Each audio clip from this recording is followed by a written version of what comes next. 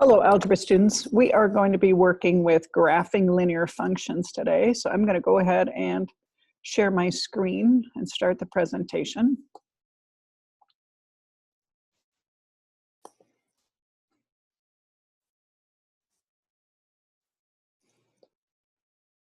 So the first slide is the warm-up. So at this time, you should pause the video, try these problems, and then come back and we'll go through them together. Hi, welcome back. So we are going to be simplifying these expressions. So in the numerator of the first one, we have 2 minus a negative 2, which would give us 4. In the denominator, we have 3 minus a negative 5, which is 8. And we can simplify that, to be 1/2. All right, on the second problem, we have negative 1 minus a negative 3, which is the same as negative 1 plus 3, or 2. On the bottom, negative 5 minus 2 is a negative 7. And that's as much as we can simplify it. All right, let's look at our next slide. So we're going to be talking about rate of change and slope today, and there's all different ways that we can write the relationship between two quantities and see how they're changing. So all of these different ways are ways that you can write a rate of change. So you can have a change in a dependent variable over a change in an independent variable. A lot of times you'll see rate of change as rise over run. This is the scientific or mathematical symbol to show change. We use this symbol, it's a delta. So delta y over delta x represents change in y over change in x. You will also see things written as a vertical change over horizontal change. This is a key word we're going to use today called slope. You will also see rate of change is the difference in the y coordinates divided by the difference in some x coordinates. And when you get to calculus, you will see this terminology, which also stands for rate of change. So you have some vocabulary to write down into your student journal. So grab your journal, turn to page 81, and write down these definitions. All right, we're going to be working with slope and slope-intercept form of a line today. And that's this y equals mx plus b. Remember, any linear function can be written in this form. You could also see it as f of x equals mx plus b.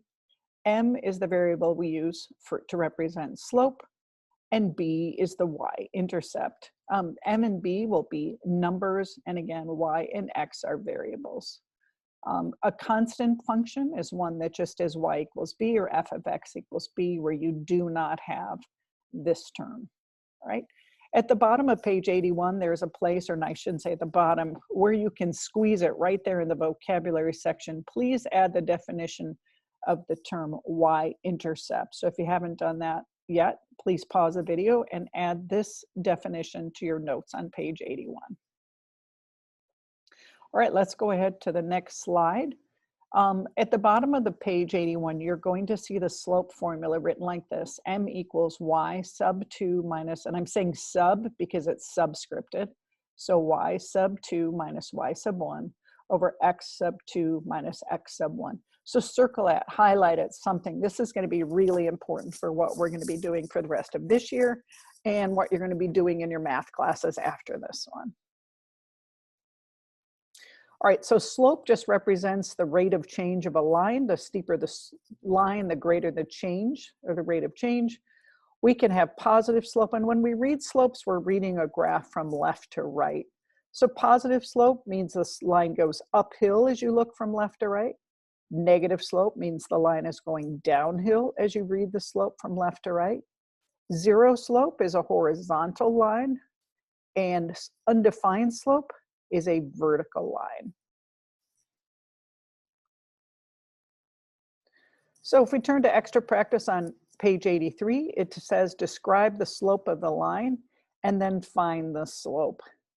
So I'm going to grab a pen here. I'm going to go with blue. All right, on this one we have a vertical line.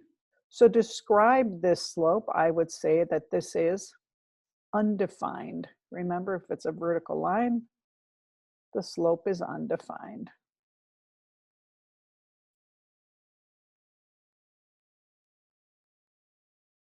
Oops. Let's go home. And the reason why is because it's a vertical line. All right, let's look at the second one. This time, remember, as we read a graph from left to right, we're looking at what the line does. Since this line is going uphill as we read from left to right, it has positive slope.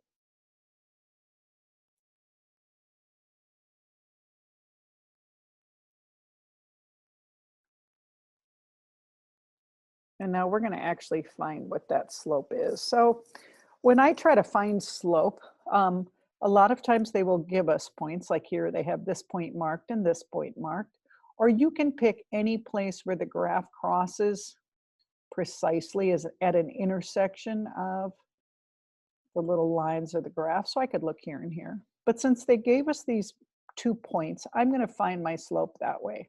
So remember, slope is the change in y, or the vertical change in this. So if I go, and I'm going to turn this kind of like into a little triangle, I want to see how many squares up do I go and how many squares over do I go to get to the next point. So we do this vertical change too, this change in our y values. So we're down here at -4, and to get to that other point, we are climbing up for 8 squares up. So our slope, and the letter we're going to use is the letter M. So I have a change in y coordinates, or a rise of 8 squares.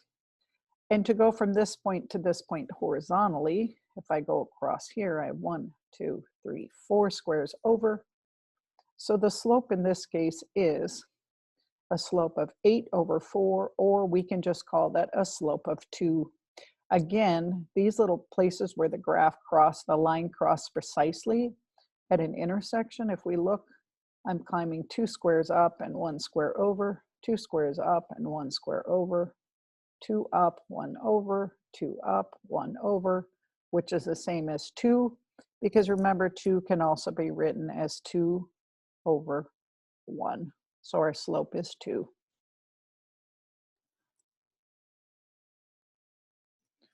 All right, we're going to do the same thing on number 3. Grab my pen. So this time, the slope as we read from left to right is going downhill. So this time I know it has negative slope.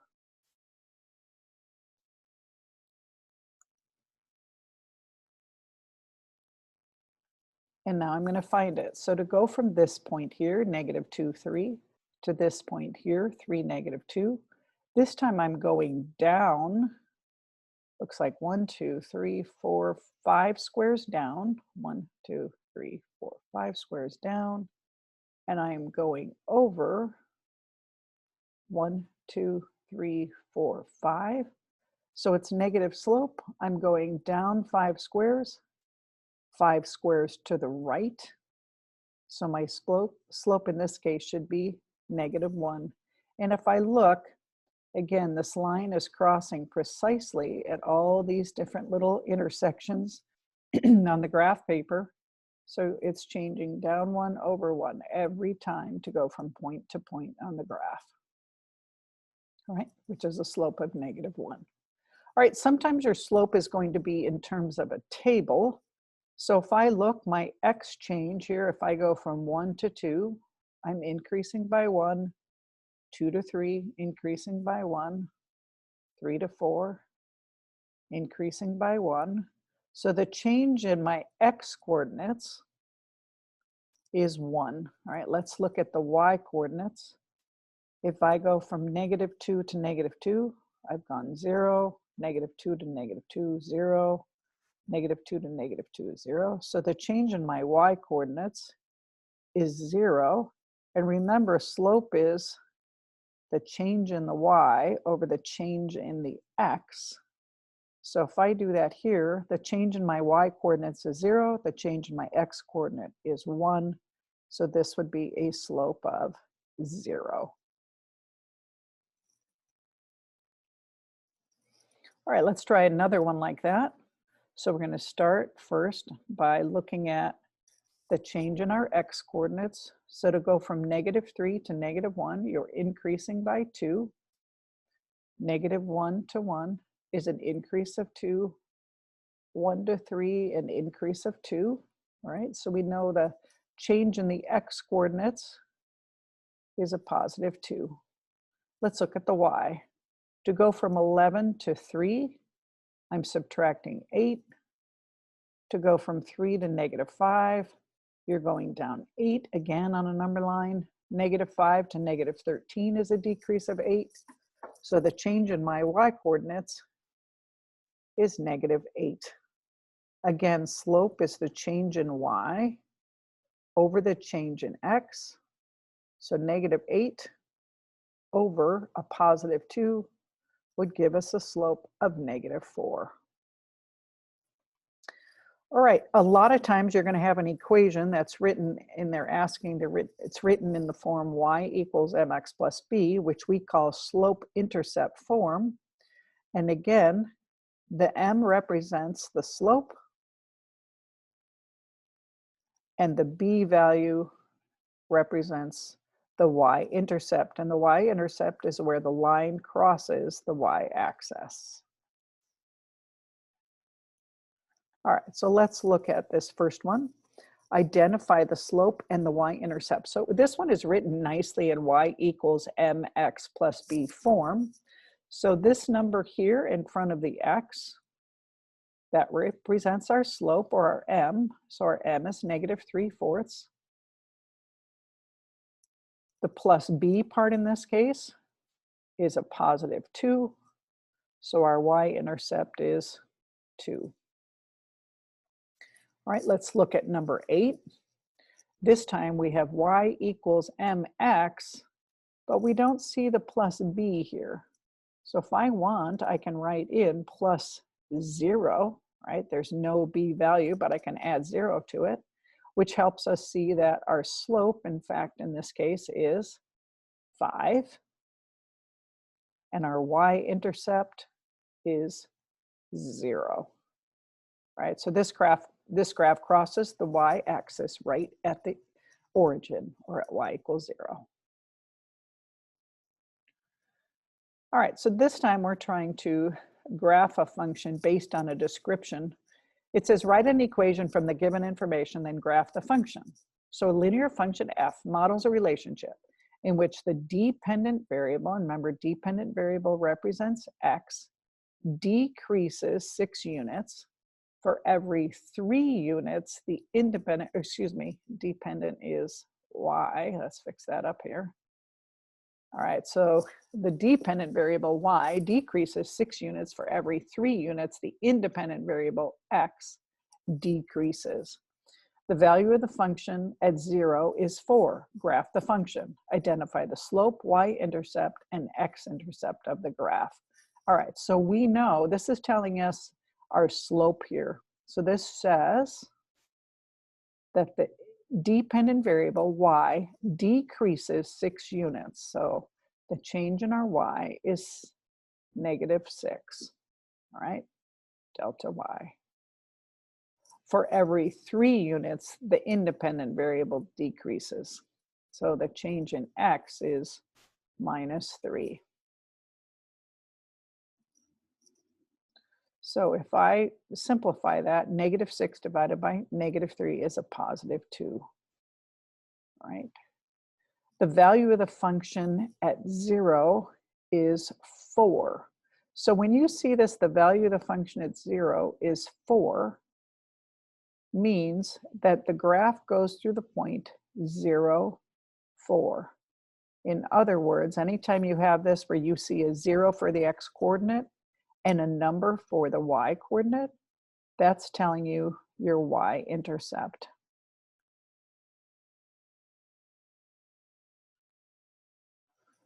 All right, so identify the slope. So we did that. The slope is 2. Identify the y-intercept. We said is 4. So the only thing we don't know right now is the x-intercept. But let's graph it and see if we can come up with what this function, where it crosses the x-axis, because that's what its x-intercept would be. So I know the graph goes through 0, 4. I know it has a slope of 2, right? If we just go by what they give us, they said the dependent variable decreases 6 units. For every 3 units, the independent variable decreases. So that would be over here going over 3 spaces, okay? Or if I'm going from this point up to this point, we said our slope was 2, so that would be, and the other way to write 2 is 2 over 1. So I could go up 2 squares over 1 square, make a point, up 2 squares over 1 square, make a point, up 2 squares over 1 square, make a point. So our line, if I can draw this precisely, is going through all of these points. So it has a slope of 2, it has a y-intercept of 4. So the only thing we're missing is what is the x-intercept. So the x-intercept is where the line is crossing the x-axis, which in this case is right here. Our x-intercept is -2. One second.